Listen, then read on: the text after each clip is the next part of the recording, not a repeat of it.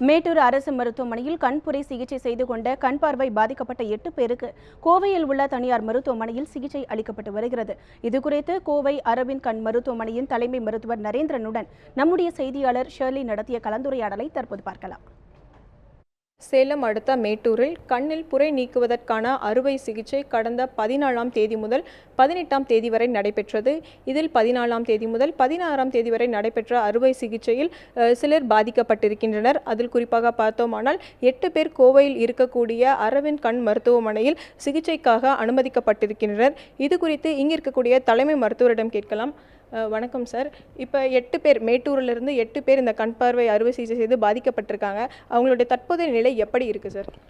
அதாவது 8 பேருக்கும் நாங்கள் இங்கே வந்ததுக்கப்புறம் அறுவை சிகிச்சை செஞ்சு உள்ள அதுக்கு தகுந்த இன்ட்ராவிட்ரல் ஆன்டிபயோட்டிக்கும் கொடுத்துருக்குறோம்.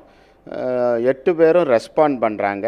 அதில் ஒரு 3 பேர் நல்லா, ஒரு 5 பேர் நல்லா ரெஸ்பாண்ட் பண்ணுறாங்க. 3 பேர் ரெஸ்பாண்ட் பண்ணுறாங்க. ஆனால் இன்னும் இப்போ இட்ஸ் டூ ஏர்லி அவங்கள பற்றி சொல்கிறதுக்கு. ஆனால் 8 பேர்த்துக்குமே எந்த அளவுக்கு இது கண் பார்வை வரும் அதெல்லாம் சொல்கிறதுக்கு எங்களுக்கு இன்னும் ஒரு 3-4 நாட்கள் டைம் வேணும். ஸோ தற்போது பார்த்துட்டோன்னா 8 பேர் சொல்லியிருக்கேன். இதில் எத்தனை ஆண்கள் எத்தனை பெண்கள் இருக்காங்க? என்ன மாதிரியான பாதிப்பு கண்ணில் ஏற்பட்டிருக்கு சார்? 3 பெண்கள் 3 ஆண்கள் 5 பெண்கள், எல்லாருமே 55லேருந்து 70 வயதுக்கு உட்பட்டவர்கள்.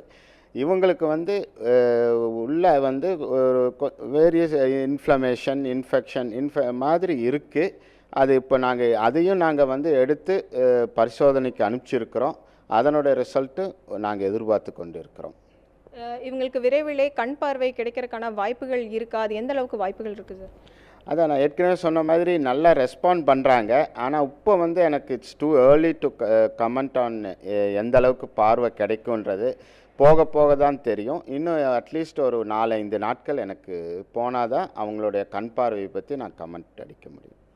தற்போது பார்த்துட்டோன்னா இங்கே 8 பேரானது சிகிச்சை பெற்று வருகின்றனர். இவர்களது நிலை குறித்து, கண் பார்வை கிடைக்குமா என்பது நிலை குறித்து இன்னும் மேலும் 3 அல்லது 4 நாட்கள் சென்றாலே இதற்கான உறுதியான தகவல் தெரிவிக்கப்படும் என்று மருத்துவர் தெரிவித்துள்ளார். ஒளிப்பதிவாளர் ரமேஷுடன் ஷியாலி, நியூஸ் 7 தமிழ், கோவை.